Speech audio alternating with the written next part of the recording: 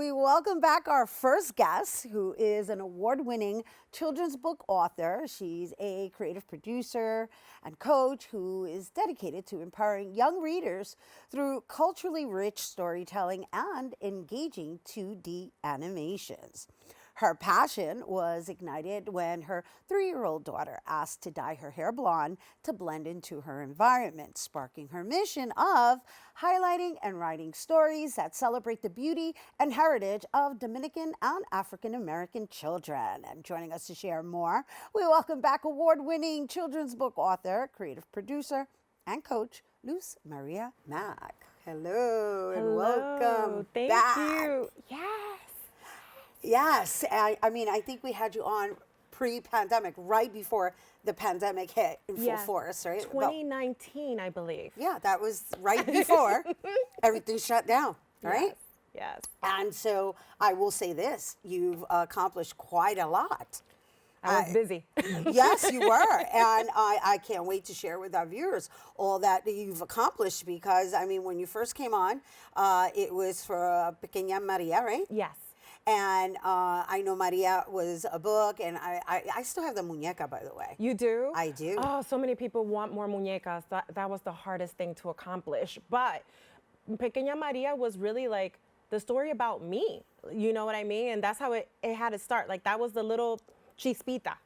And so, you know, just to give people some context to Pequeña Maria and the muñeca, who's kind of made out of yarn, and she carries a broom. Yes. Right? And so I know the story was about how you would clean the house together with your family. Yes. To make it fun and not a chore. Yes. Right? So there's that cultural relevance to your storytelling, and that was your first, whereas now, how many do you have? I can't even keep track. I kind of lost count. There's a new one, but they're over 20 now. And they're all based on a little truth of my life, about my children, about my family. And I just wanted to keep the culture alive through the pages of a book. So let's walk everybody through the different books, because what I would also like to share with everyone is that they also have the opportunity to watch it in animated form. Yes. I mean, what you have done is phenomenal. I mean, I want to say on air, I'm so proud of you and everything you've accomplished thus far. But let's just start with the books first. Let's not cry. Right. So it was Pequeña Maria, and the Pequeña Maria series is 3 books. And in the 3 books, we have Pequeña Maria sharing what she loves to do in her community. And it was really with the thought of what it is to live in a different country and showing Dominican Republic in a kind way. But what I discovered is that it was so relatable. It was relatable to families that grew up in Puerto Rico, Cuba, El Caribe, showing mangos, showing a lot of what it makes our community and our sazón so special. And then Pequeña Maria Descubre su Baile was highlighting culture, but through dance. We show joropo from Venezuela, we show jarabe tapatio from Mexico, we show cha-cha-cha from Cuba, and then we went on to merengue from Dominican Republic, and also merengue is not really celebrated only in Dominican Republic, but throughout the Caribbean. And then I created a series, which I have a little surprise for you. You do. And this is Pequeña Maria? No. No, it's another one? It's Santo and Sheepy, the collector's edition. Okay. Which is 5 books in one. And this little toy that was made by a mom from the Bronx. I know we can't open it, but you can see it's a little sheep holding a burger. Oh my goodness. So when I met you, my son was 6 or 7 years old and watching mommy write books, and he would take his little stuffed sheep, which is a lot bigger than that, and he'll be like, look, mommy, this is Sheepy, and Sheepy has a story to say.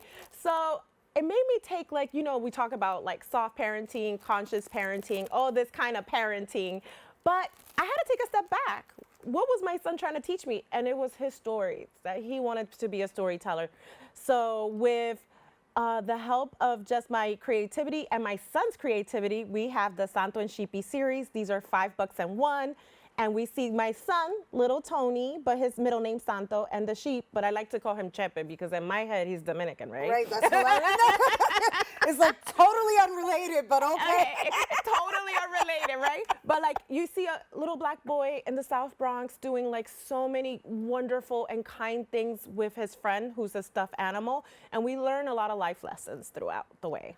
And so this is another book. This is another, I mean, this is the collector's edition. Right, this is the collector's edition. Ooh la la, I which got a collector's has not edition. been shown and advertised, but there's 5 books, and it's streaming on Quayle TV, and it has more than 80,000 supporters that really love it because Santo and Shipi shows kindness, friendship, and what it is to just show your love to a friend.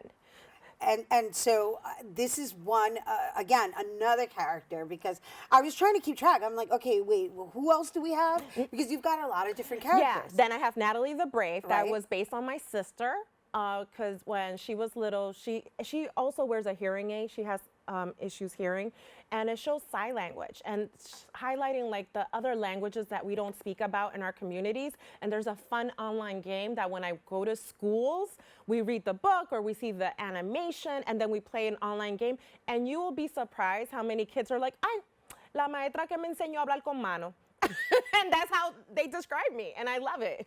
And so, okay, and again, you're opening up this conversation of inclusivity Yes. on all levels. Yes. And you're also mindful about the way you're approaching these lessons, because I had the opportunity to play one of your games, right? And so I really wanted to get through all the books. I don't know if we're going to be able to I don't think before so. we jump into the games Yes. and the animations, because again, I am so impressed with you. what you've accomplished, and also just the consciousness in which you're doing it, right? So the game that I played yesterday, I played the one where we had to decide what flag was related to the images. And, María descubre su baile. okay.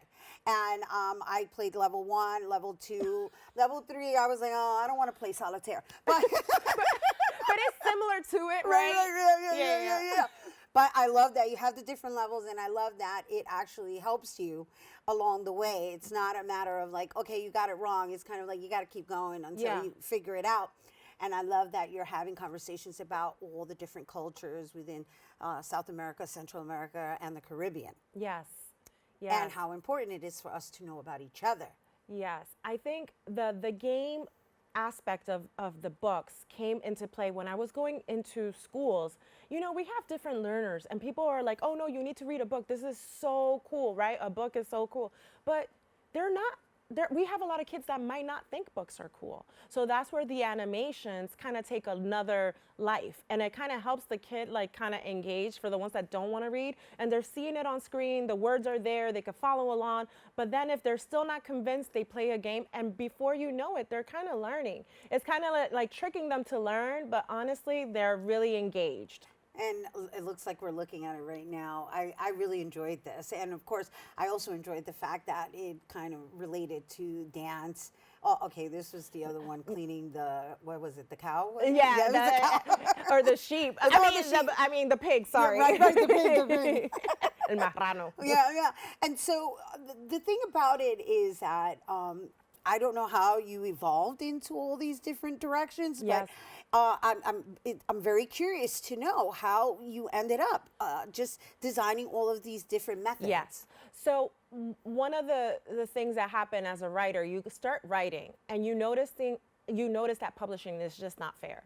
And once you start realizing that it's not fair and it's not thinking about our kids and the way they learn, then you kind of get into this level of acceptance and saying like, you know what, I respect publishers for trying to introduce what they are, but I kind of think I have a clue of what's going to help our kids learn. And so I started creating things on my own lane. I did try to go by the traditional routes of showing publishers my work. There's some publishers that call me out of the blue and be like, what are you working on? I want to see it. Interesting. Is there a video? Like, they're so smart. They're asking, is there a video? And although publishers, we could talk about like the industry, about how it is, the truth of the matter is our story matters. The Right. way our children learn is very different than the way other kids learn in other countries. And we have to come to that acceptance, because in education, the Department of Education, we are subscribed to a curriculum. It is a curriculum-based learning. That doesn't mean that's the only way kids learn, because they say la inteligencia y el aprendizaje más importante, the learning and the intelligence that's most important, is at home. So there's learning Right. at home happening. And that's what I'm trying to, kind of like ooze into all my books. Right. So, yes, there's that cultural aspect to it, but there's also the invitation to learn a second language Yes. because all of your books are bilingual and they teach you the words in English and Spanish. Well, a lot of them. So Not all of them. All right, maybe I shouldn't say all of them because I'm trying to get to that point where everything is translated. But you know what I've noticed when I write my books? I want to hit people with Spanglish because that's actually what I meant because yes. that's actually the language we actually speak here Yeah, in New York anyway. Yeah. Right? And we all understand each other. I mean, I was raised in a household where I would be spoken to in Spanish and I would respond in English. Same. But I understood what was being said. I did an interview, Rhina. This is so funny. And someone told me, I love your Spanish English. Because they're talking to me in Spanish, and when I forget something, I'm like, I'll shoot it in English, and I'm like, oh, but I didn't take it as an insult. That's true.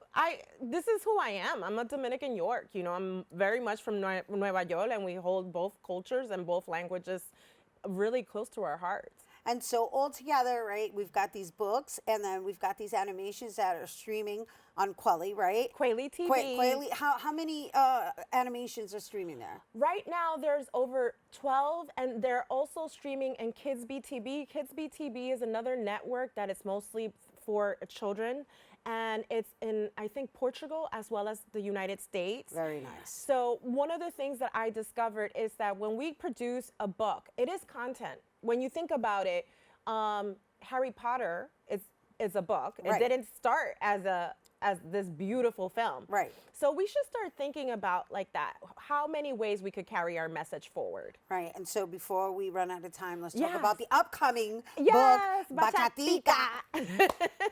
And cue in bachata. It's very popular. Yes. So this is what happened. I pitched Bachatica to publishers over 50 times, and no one picked it up because they didn't understand the genre. But then I had to again, this is where acceptance comes in. Would you throw a Romeo Santos in there? What? I would love to, or Prince Royce, or Drake con bachata. I mean, he is trying. I know. But you know what's the thing is that when I pitched to publishers, they didn't understand what bachata was. Not all, but the majority.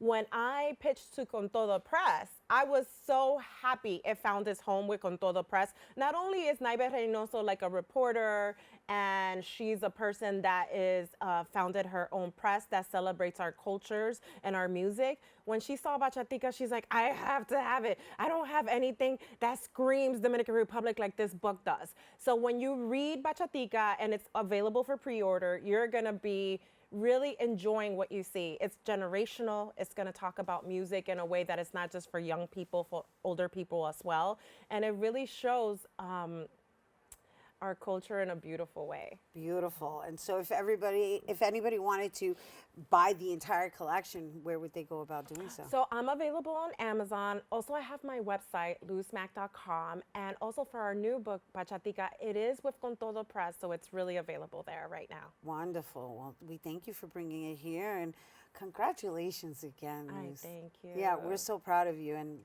let's keep inclusivity alive, right? Yes. DEI forever. Ever. Everyone, once again, Luz Maria Mack. Be sure to pre-order Bachatica. And for more information on everything we discuss, you can visit luzmack.com. All right, stay tuned. There's more open when we return.